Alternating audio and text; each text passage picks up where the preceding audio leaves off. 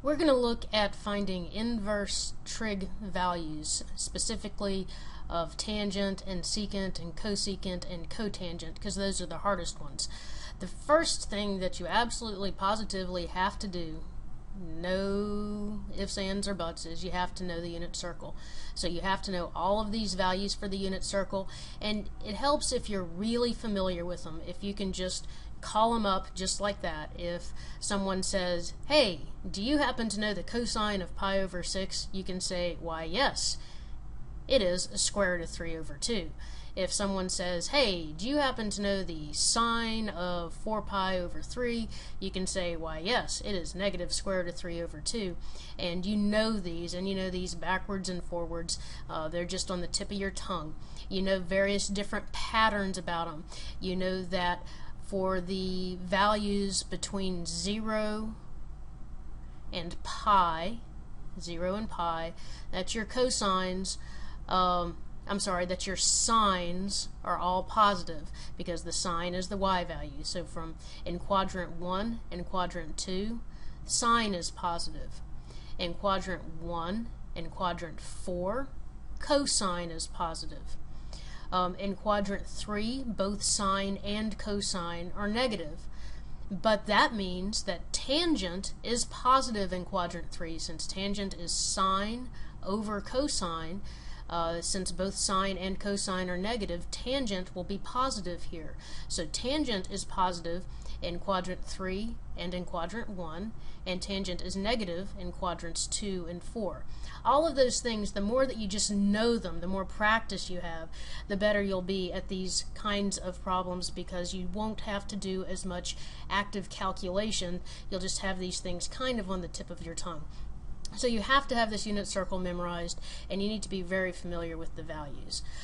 Okay, but let's look at a few things that will also help you when you see them. You'll just know, you'll be able to recognize some various different features. So first of all, let's take a look at, say, the secant of pi over 4. Well, secant, you know, is 1 over cosines. This is 1 over cosine of pi over 4. The cosine of pi over 4, which I'm sure you know, but just in case you don't, pi over 4, right here, cosine and sine are both square root of 2 over 2. So 1 over cosine pi over 4 is 1 over the square root of 2 over 2.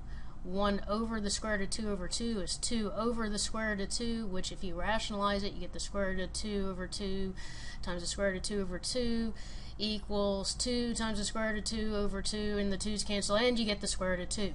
Okay, so the secant of pi over 4 is the square root of 2. Well, the secant of 3 pi over 4, 3 pi over 4, here's our unit circle. 3 pi over 4 is right over here. Cosine is negative over here. It's going to be the negative of this value. It's negative square root of 2. Secant 5 pi over 4, that's going to be down here. It's also going to be negative square root of 2. How about the secant of negative pi over 4? The secant of negative pi over 4, we go down here.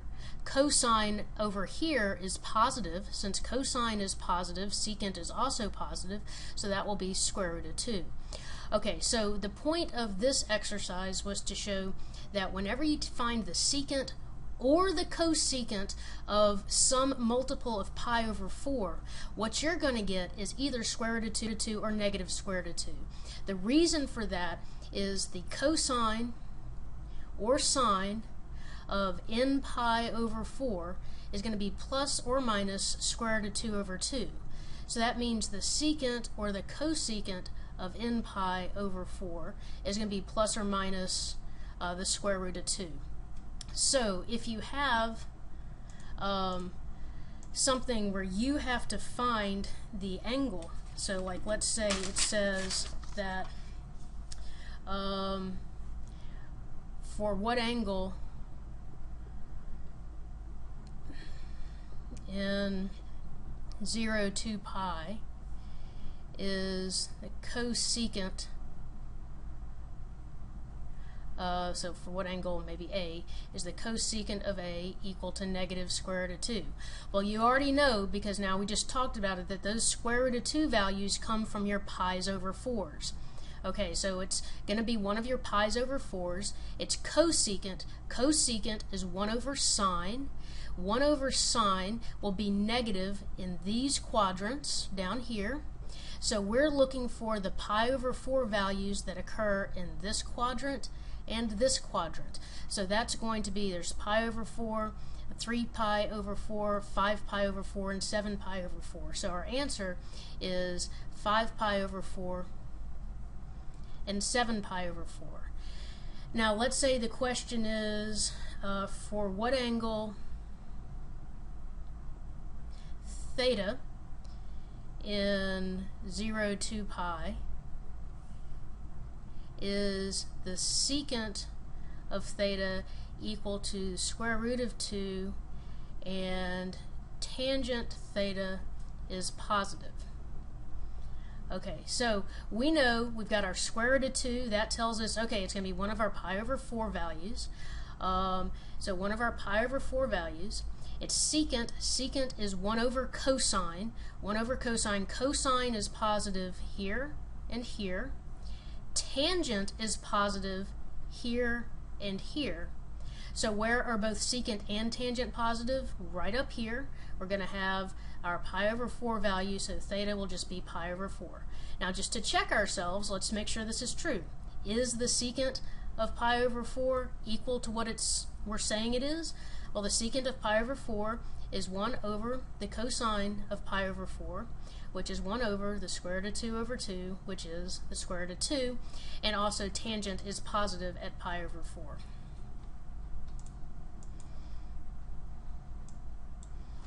Okay, well now let's look at some tangent values, because those are some of the trickier ones. So let's take a look at tangent pi over 4. Tangent pi over 4, tangent is sine over cosine. The sine of pi over 4 is square root of 2 over 2. The cosine is square root of 2 over 2. Square root of 2 over 2 over square root of 2 over 2 is just 1. So the tangent of pi over 4 is just 1. Now if you think about your unit circle, you can see that at all our multiples of pi over 4, our sine and cosines are the same, except for maybe one is positive and one is negative. So if I take the tangent of 5 pi over 4, I know it's either going to be plus 1 or minus 1. Well, think about where 5 pi over 4 is. 5 pi over 4 is down here in this quadrant. In this quadrant, sine and cosine are both negative, meaning that tangent is positive. So the tangent of pi over 4 is also 1. How about the tangent of 7 pi over 4? Well, that will be right here. Sine over cosine will give us negative 1. Cotangent will work exactly the same way, except it's cosine over sine, but if I'm dealing with values of pi over 4, I'm still going to get 1. So the cotangent of 3 pi over 4, that's up in quadrant 2, so that'll be negative 1. So anytime I'm trying to find the inverse trig value for a tangent or cotangent that's 1 or negative 1, I know it's going to be a multiple of pi over 4. So for instance, if I need to find theta such that the tangent of theta equals negative 1 and cosine of theta is positive, I think about my unit circle. Okay, cosine is positive over here. Tangent needs to be negative, so that means tangent's negative down here. And it's going to be 1 or negative 1. That means it's going to be one of my pi over 4 values. The pi over 4 that's down in this quadrant is 7 pi over 4. So my answer is theta equals 7 pi over 4. Now to check that, let's just check it. So tangent 7 pi over 4 is sine over cosine. The sine is negative square root of 2 over 2. Cosine is square root of 2 over 2. That certainly gives us negative 1. Is the cosine of theta positive? Is the cosine of 7 pi over 4 positive? Yes, it is, because the cosine is square root of 2 over 2. Okay, so that's pi over 4. Let's look at the others. Let's look at the tangent of pi over 6. Okay, so tangent pi over 6. That's sine pi over 6 over cosine pi over 6. Let's check out our unit circle. Pi over 6, sine is 1/2, cosine is square root of 3 over 2. So tangent pi over 6 will be the sine 1/2 over cosine square root of 3 over 2, or 1/2 times 2 over the square root of 3, or 1 over the square root of 3, or if you rationalize that, times square root of 3 over 3 equals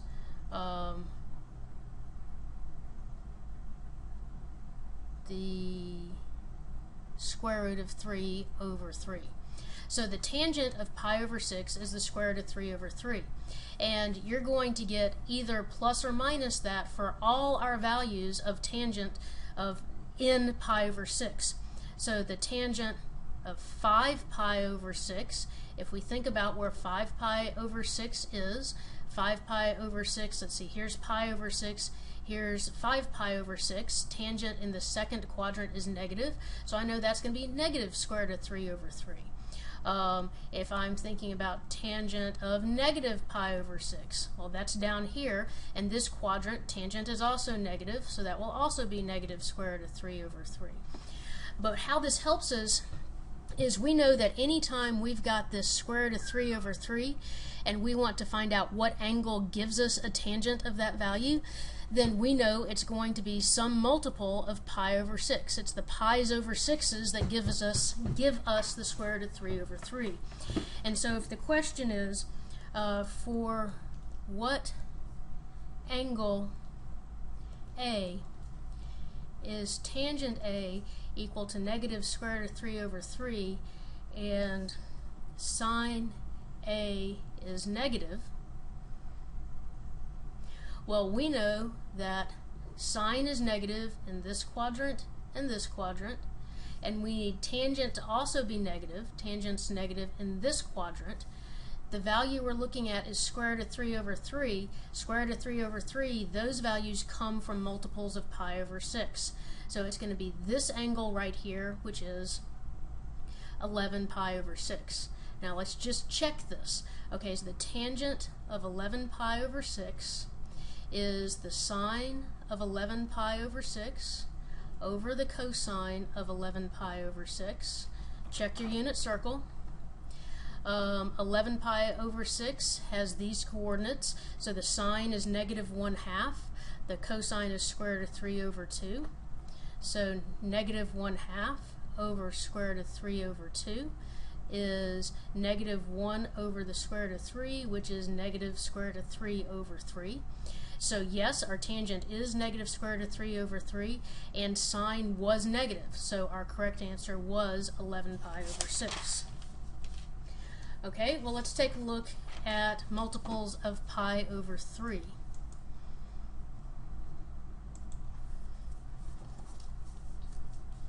Okay, so let's say I want to take the tangent of pi over 3. Well, that equals the sine of pi over 3 over the cosine of pi over 3. The sine of pi over 3 is square root of 3 over 2. Cosine is 1/2.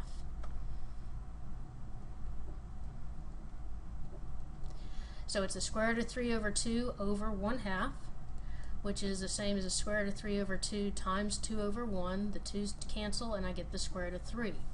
What this tells us is anytime we take a tangent of a multiple of pi over 3, we get plus or minus square root of 3.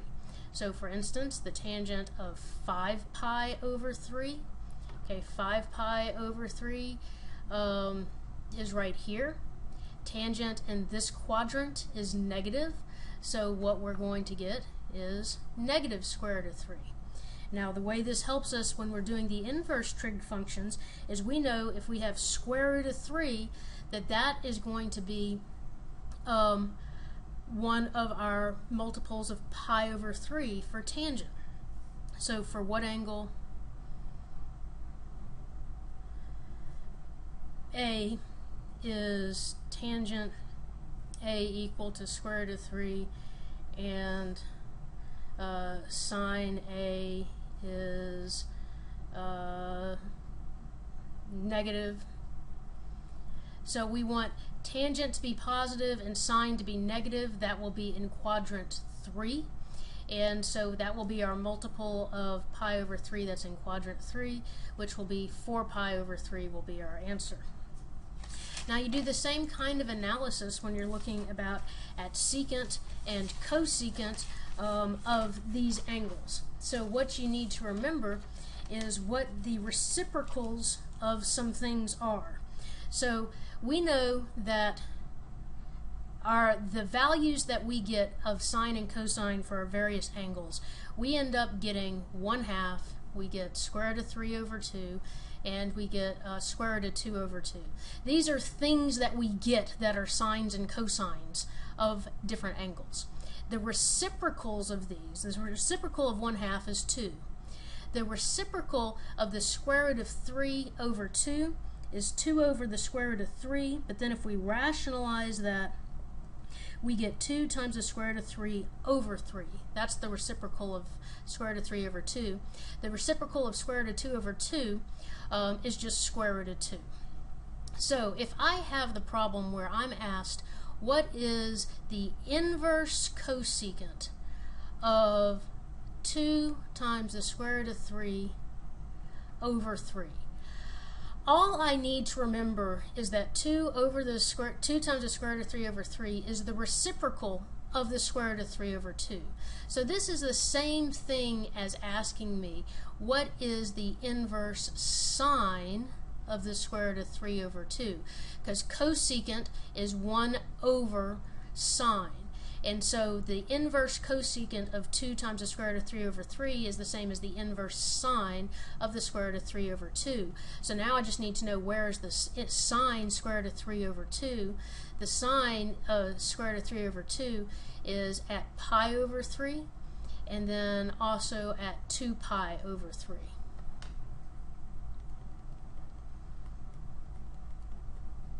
Okay, so let's say I needed to find the inverse secant of the square root of 2. That's the same as finding the inverse sine of square root of 2 over 2. And so we know that that is going to be not inverse sine, inverse cosine. And that's going to be at pi over 4 and also at 5 pi over 4 because cosine is positive in the first and fourth quadrants. Okay, so let's take another one. Let's say I wanted to find out, for what angle theta is secant theta equal to 2 and tangent theta is negative. Okay, secant theta equals 2. That's the same thing as asking is where does cosine equal 1/2? So cosine needs to be 1/2, tangent needs to be negative. Well, think about your unit circle. Okay, so tangent needs to be negative. Tangent is negative here and here. And we need cosine to be positive, so that's here. So we're looking for which angle gives us a cosine of 1/2 in this quadrant. And we get a cosine of 1/2 at 5 pi over 3. So our answer is 5 pi over 3 because the cosine of 5 pi over 3, the cosine of 5 pi over 3 is 1/2. So I'm just checking this. The cosine of 5 pi over 3 is 1/2. That means the secant has to be 2. And is it also true that the tangent of 5 pi over 3 is negative? Yes, it is, because it's in this quadrant.